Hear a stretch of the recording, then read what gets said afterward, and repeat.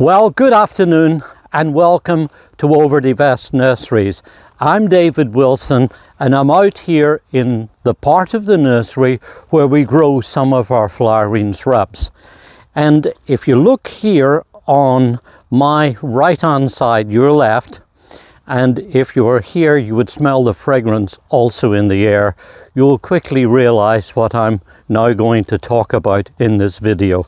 They are, of course, butterfly bushes or Buddleias, and if you're not sure, take a look at all the activity that's going on over the tops of these plants and you will see that this is a flowering shrub that is indeed a favorite of butterflies, and that's of course why it gets its common name. And during my half century or more of growing plants both sides of the Atlantic, I've grown many different sorts of Buddleias. Tall ones, short ones, ones with different colors, ones that are hardy and ones that are tender. And I've enjoyed growing them all because they do really represent fantastic garden plants.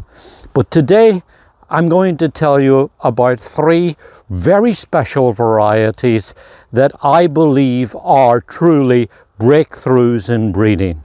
They are, of course, the Pugster series from proven winners. And this one here is Pugster Amethyst, and just here is Pugster Blue. And then over there, a few beds further over, is Pugster Pinker. All three of them now probably some of our most popular Buddleias that we offer through our partnering garden centres.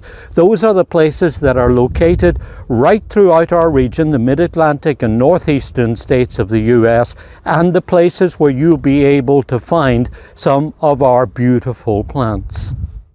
Now, if you're a regular viewer of this channel, you might already be familiar with at least some of these, because during the last couple of years we posted a couple of videos talking about the merits of these individual varieties.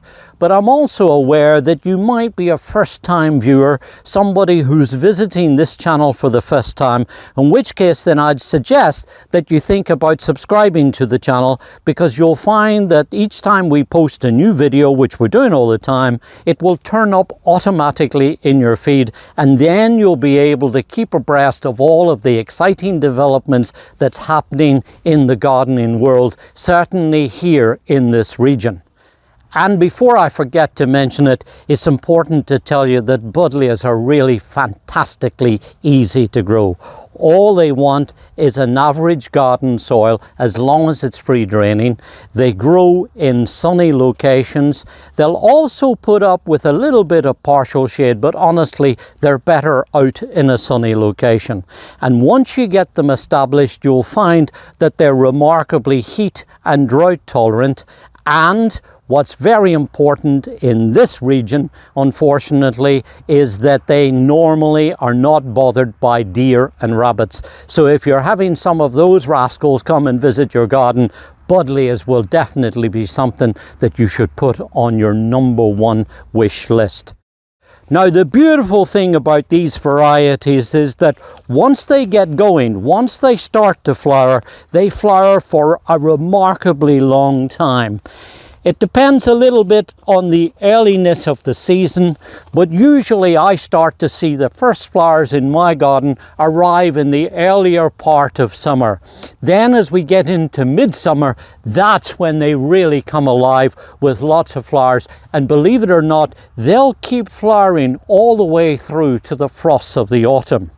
Now, one of the things that I do, it's not absolutely essential, but one of the things I do is with a pair of snips, I just go through and I remove the old flower heads. We call it deadheading. You just go through and snip off these old flowers when they're going over. As I say, it's not essential, but when you do that, you'll find that the plants look much fresher. They'll keep producing new growth.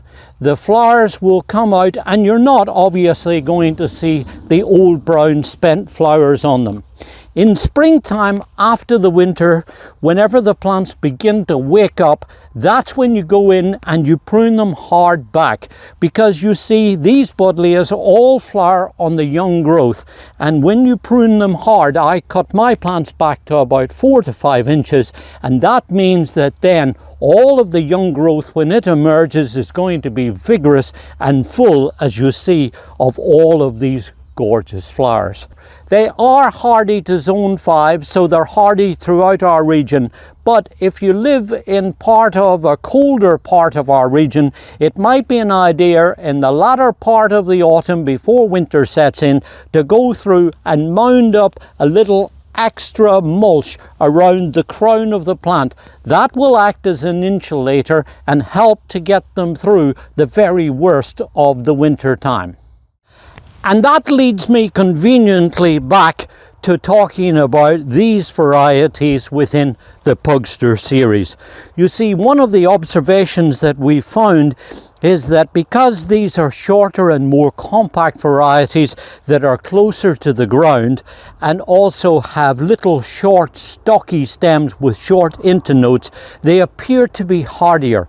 And therefore, if you're in a colder locality within our region, this might be something that you would want to take a look at and perhaps try in your garden. But one of the things that I find absolutely fascinating about the development of these varieties, and that is that they began life at the University of Connecticut. You see, in 2006, under the direction of Professor Mark Brand, who's the Professor of Horticulture at the university, a doctoral graduate student called William Smith was working on different varieties and different types of Buddleia Davidi. And when they raised the seedlings, they found that there were some variants there that were shorter and more compact, with little short internodes and an interesting textural effect, a kind of frosted effect to the foliage. The flowers were not that great, but the plants looked like they had potential. And Dr. Brand decided that they were going to work on them because he thought these were varieties that had real potential. And then enter an old friend of mine, Tim Wood from Spring Meadow Nurseries.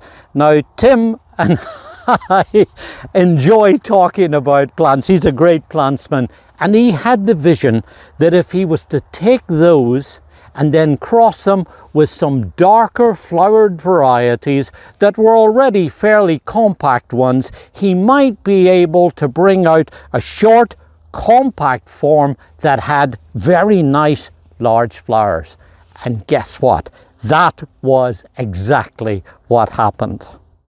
And in 2012, he took one of those selected seedlings from the University of Connecticut and he crossed it with a very nice dark blue flowering form that was raised by Miss Keep at the East Malling Research Station in England, called Adonis Blue, and that was the beginnings of this spectacular variety here, which of course is called Pugster Blue. Now here's one that grows only about 2 foot high, has these very nice green leaves, and then when you flip them over you'll see that they're silvery underneath. It's a very bushy kind of flat topped shrub that grows to about 3 foot wide and has these absolutely delightful dark purplish blue flowers that it carries in profusion, and that's really what makes this a very special variety. Around the same time, he took another one of those seedlings and he crossed it with a variety called Pink Delight, which was bred at a research station in the Netherlands. Also a very nice variety. And from that came this spectacular one, which is of course called Pugster Amethyst. And just look at the beauty of this plant. Again, about 2 foot high, but this time a little narrower. It grows about 2.5 foot wide or so, and carries these spectacular large flowers that have a very nice kind of mauvish pink coloured, and again carried in profusion above this lovely kind of textured foliage. And then a very nice pink one was selected and introduced called Pugster Pink. But not content with that, Tim and Megan Matai, who's taken over the breeding now at Spring Meadow, decided that they could probably improve upon that. And that's when Megan took Pugster Pink and crossed it with a variety that was raised by Dr. Dennis Werner and also introduced by proven winners, a very nice variety called Miss Molly. Anyway, she made the cross and the result was this incredible variety here that's called Buddleia Pugster Pinker. And when you look at all of these gorgeous, lush, deep, dark pink flowers that are carried prominently on plants, remember, that only get to about 2 foot high by about 2 foot wide, I think you can see why I'm so excited about all of this series and why I regard it as a very important breakthrough in Buddleia breeding. One that I hope you'll be able to take advantage of and grow and enjoy them and bring in butterflies from all over the neighborhood and enjoy their wonderful fragrance too. This is David Wilson. Enjoy your gardening. It's good for us and it's very good for our environment too.